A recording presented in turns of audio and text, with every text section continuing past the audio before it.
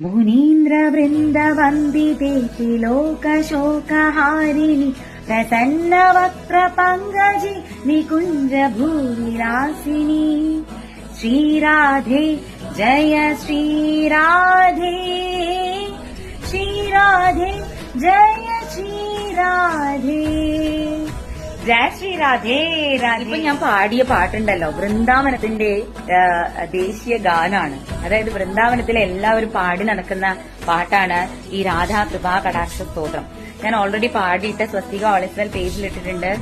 കേൾക്കാൻ താല്പര്യമുള്ളവർക്ക് കേൾക്കാം, പഠിക്കാം, അത് ചൊല്ലാം. രാധാറാണി എന്ന് പറഞ്ഞാൽ ആരാണെന്ന് അറിയാമല്ലോ. വൃന്ദാവനേശ്വരിയായ രാധാറാണി, ഭഗവാന്റെ എല്ലാമായിട്ടുള്ള രാധാറാണി. ആ രാധാറാണിയുടെ പേര് എവിടെയാണോ ഉള്ളത്, അല്ലെങ്കിൽ രാധാറാണിയെ ആരാണോ സ്നേഹിക്കുന്നത് അവരുടെ കൂടെ ഭഗവാൻ ഉണ്ടാവും.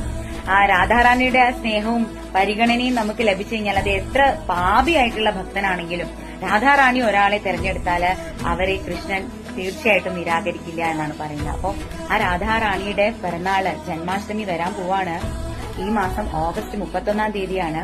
അപ്പോ സ്വസ്തികയിലെ ഗോപിഗോപന്മാരെല്ലാവരും ചേർന്ന് നമുക്കത് ആഘോഷിക്കണം.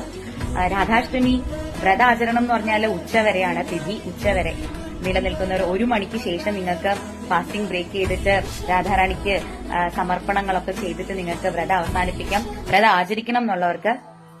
അല്ലാത്തവർക്ക് രാധാറാണിയെ സന്തോഷിപ്പിക്കാം. പാട്ടുകൾ പാടി അഷ്ടപതികള്, ഗീതാഗോവിന്ദ അഷ്ടപതിയൊക്കെ ചൊല്ലി നിങ്ങൾക്ക് സന്തോഷിപ്പിക്കാം.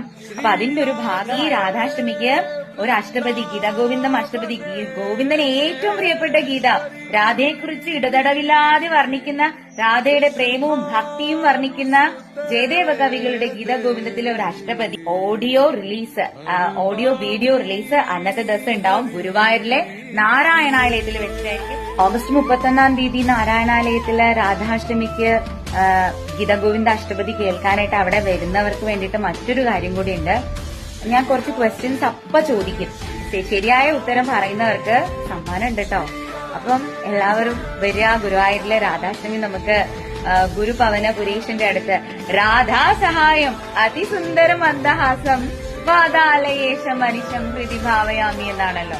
രാധാറാണിന്റെ സഹായം ഉണ്ടെങ്കിൽ ഗുരുവായൂരപ്പന്റെ ചുണ്ടിൽ അതിസുന്ദരമായ മന്ദഹാസം വിരിയുള്ളൂ. എപ്പോഴും ഞാൻ പറയാറില്ലേ. അപ്പൊ ആ മന്ദഹാസം കാണാനും കൂടിയിട്ട് എല്ലാവരും വരിക.